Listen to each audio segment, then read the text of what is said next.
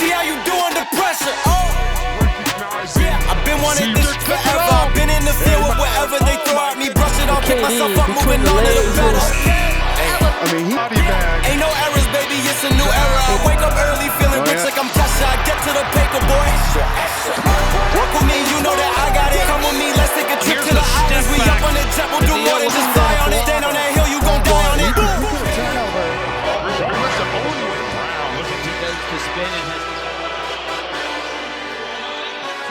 Just one step into the paint, and that was it. I have seen him the well behind midcourt.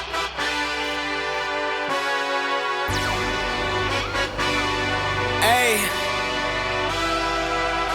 yeah, let's see how you do under pressure. Bonjour à tous, très content de vous retrouver aujourd'hui pour une nouvelle vidéo, pour un nouvel épisode de notre série, notre guide NBA pour la saison 2024-2025, où chaque jour on analyse une équipe NBA, une nouvelle équipe NBA, 30 jours, 30 équipes, et aujourd'hui on est déjà à une semaine, dans une semaine c'est le début de la NBA, plus qu'une semaine à patienter, on a attendu tout un été, et maintenant c'est plus que dans une semaine, on a hâte.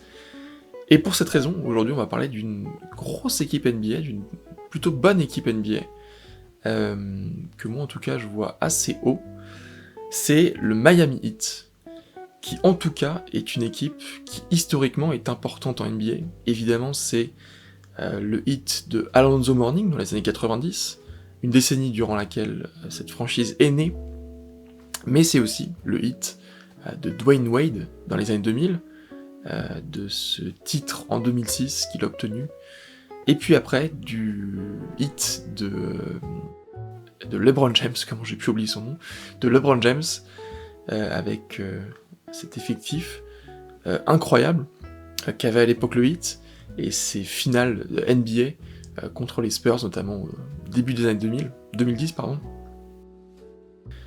Voilà, une équipe du Heat qui, depuis le départ de LeBron James, a toujours un peu ce rôle, en particulier depuis 5 ans à peu près, a toujours un peu ce rôle de équipe imprévisible. Voilà. Avant les playoffs, on ne sait jamais ce que ça va donner. Et quand on s'essaye un peu, quand on se risque au pronostic avec cette équipe, bah on se trompe toujours. La preuve, il y a 1 an et demi, ils étaient allés en finale NBA alors que tout le monde les voyait éliminés au premier tour contre les Bucks, les champions en titre à l'époque. Non d'ailleurs, pas les champions en titre, c'était les Warriors. Mais en tout cas une très très belle équipe des Bucks. Et ce hit, chaque année, est imprévisible. On va essayer de répondre à la question pourquoi ce hit est si imprévisible chaque année. J'ai ma petite idée sur la question. Et on va commencer par parler déjà de la saison dernière.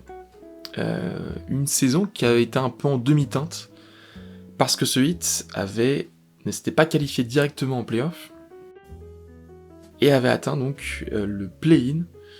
Un hit qui revenait d'une finale NBA exceptionnelle, où ils avaient battu notamment en play-off les Bucks donc, mais aussi les Celtics, qui étaient vus à l'époque comme les favoris potentiels. Celtics au match 7, je me rappelle très bien, en tant que fan des Celtics, évidemment. J'étais énervé devant ma télé à l'époque. La claquette de Derrick White au match 6, enfin bref, une série assez historique en NBA, que moi j'avais pris beaucoup de plaisir à voir, même s'il y avait des choses qui m'avaient un peu énervé. L'issue m'avait un peu énervé. Et donc l'année dernière, une saison un peu en demi-teinte, où il y a quelques bonnes choses, mais il y a aussi des blessures, notamment de la part de Jimmy Butler. Et jusqu'en play-off, en saison régulière jusqu'en play-off, finalement, donc play-in, un play-in lors de lequel ils perdent donc contre les Sixers au premier tour, et ils gagnent au second tour contre les Bulls. On en avait parlé dans la vidéo avec les Sixers, dans la vidéo avec les Bulls. Et donc ils sont arrivés, une fois n'est pas coutume, contre ces Celtics au premier tour des playoffs. Et ils se sont fait battre assez rapidement par une meilleure équipe des Celtics, il n'y a aucun doute là-dessus. Les Celtics qui finiront champions NBA, donc pas de regret à ce niveau-là. Et donc cette saison, qu'est-ce qui a changé dans cette équipe ? Bah pas énormément de choses en fait. Il y a 2 arrivées et 2 draftés, 2 transferts, 2 drafts, et 4 arrivées du coup au final. Le 5 majeur reste a priori le même, avec un Bam Adebayo titulaire au poste 5, même si c'est un 4,5, je dirais Adebayo, mais qui est voilà, indéboulonnable à son poste, c'est un très très bon joueur. On a Nikola Jovic, jeune talent de ce Heat. On a Jimmy Butler, évidemment, s'il n'est pas blessé, joueur exceptionnel qui peut faire des playoffs exceptionnels, je sais de quoi je parle. Et on a un Tyler Hero, au poste 2, qui lui aussi peut être exceptionnel, assez irrégulier parfois, mais voilà, il peut faire de très belles choses. Et au poste 1, on a un Terry Rozier, qui pour le coup, vous le voyez juste ici, c'est un peu l'anomalie de cette équipe, et un peu tout seul sur ce poste 1, c'est un peu le danger de ce Heat qui aurait intérêt, je pense, à recruter un bon poste 1. Par exemple, je dis ça comme ça, mais par exemple, les Sixers, ils ont 3 bons postes 1. Ils ont évidemment Maxey, dont ils vont pas se séparer. Et derrière, ils ont Kyle Lowry. Et ils ont Reggie Jackson, donc pourquoi pas l'un des deux, en cours de saison. C'est possible, étant donné que Rozier, ça se pète assez souvent aussi. C'est le problème de sa carrière. Voilà. En revanche, au poste 2, il y a beaucoup de monde. Il y a, évidemment, on l'a dit, Tyler Hero. Il y a aussi Josh Richardson, évidemment, déjà arrivé l'année dernière. On a Duncan Robinson, qui parfois joue, parfois non, on sait jamais avec lui, mais qui en tout cas a une gâchette à 3 points qui peut mettre 9 ou 10 paniers à 3 points dans un match, c'est un danger permanent. On a l'arrivée d'Alec Burks aussi, qui a fait un tour du côté des Knicks, qui a fait un tour du côté des Pistons, qui fait un peu le tour de cette conférence Est, et qui va se retrouver au Heat. De ce que je connais de lui, c'est un plutôt bosseur, donc ça devrait le faire avec ce Heat. On a aussi l'arrivée du drafté Bill Larson, sur lequel il n'y a pas énormément d'attentes. Au poste 3, on a évidemment Butler, mais aussi Jaime Raquez, junior, qui a été un des meilleurs rookies, en tout cas en début de saison dernière. Ça a été incroyable sa saison.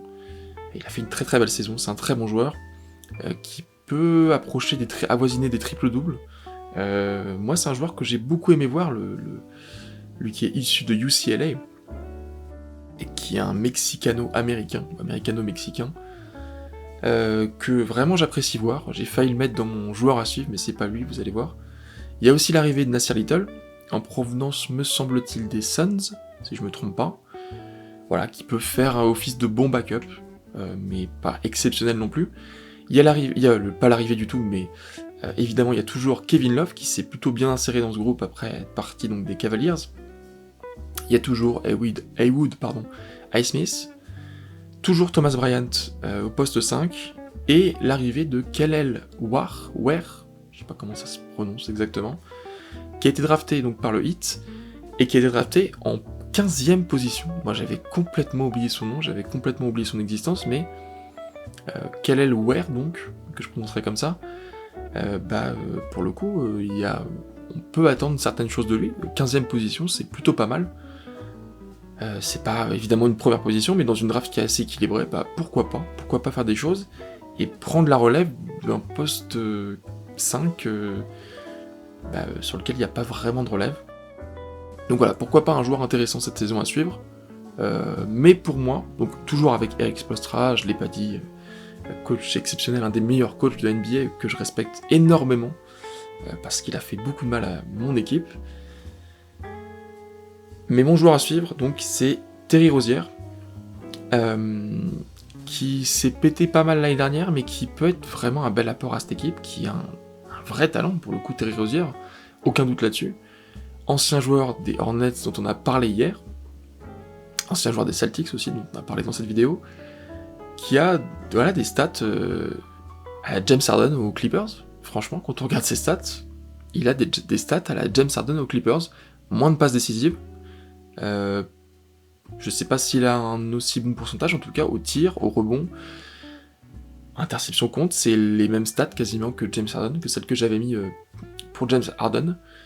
Du mal à prononcer son nom, décidément. Et Terry Rozier, qui est un joueur que j'attends cette saison. Qu'est-ce qu'il va faire cette saison ? C'est une bonne question, je sais pas. Mais en tout cas, moi je l'attends, parce que si ce Heat veut faire quelque chose, ça va être avec Terry Rozier. Ça va pas être sans lui.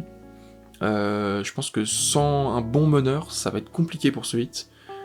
et ça va potentiellement du coup, être 7 ou 8, même si moi, et alors là je pense que ça va un peu faire parler mais dans les commentaires, mais moi je les vois en 6ème position. Parce que le Heat, c'est une saison sur 2, c'est un peu comme les Mavs, on en reparlera pour le coup des Mavs. C'est une saison sur 2, et la saison dernière c'était en demi-teinte. Bah pourquoi pas, cette saison, une très bonne saison, ils sont un peu reposés la saison dernière, avec un Jimmy Butler qui n'a pas joué les Jeux Olympiques, qui va être en forme, je pense, cette saison, et pourquoi pas une bonne saison du Heat. Le Heat, c'est une équipe qui est imprévisible, donc j'ai pas tellement répondu à la question, je vais y répondre maintenant. C'est une équipe qui est imprévisible en NBA. Moi, ça m'étonnerait pas qu'il soit 3ème de la conférence Est. Franchement, ça m'étonnerait pas du tout, et ça m'étonnerait pas non plus qu'il soit 8 ou 9ème. Ça peut être l'un comme l'autre, du coup je les mets 6ème. J'ai pas eu vraiment beaucoup de corones là-dessus. Ce Heat donc qui est imprévisible parce que on a un coach, Erik Spoelstra, qui monte en pression, pour le coup tous ses proches le disent, c'est un coach qui monte en pression au moment des playoffs, et donc peu importe leur position, s'ils se qualifient en playoffs, attention à ce Heat, qui pour le coup a un peu fait pchit l'année dernière contre les Celtics, mais face à une très très bonne équipe des Celtics qui était concentrée. Là, cette saison, on sait jamais, s'ils se retrouvent face à des Cavaliers en doute, ou des Bucks en doute au premier tour, pourquoi pas, il suffit d'être que les Bucks soient 3ème, et eux 6ème, ou que les Bucks soient 4ème, et eux 5ème, ça peut arriver. Même des Knicks blessés, ou des Sixers blessés, sans Joel Embiid, sait-on jamais.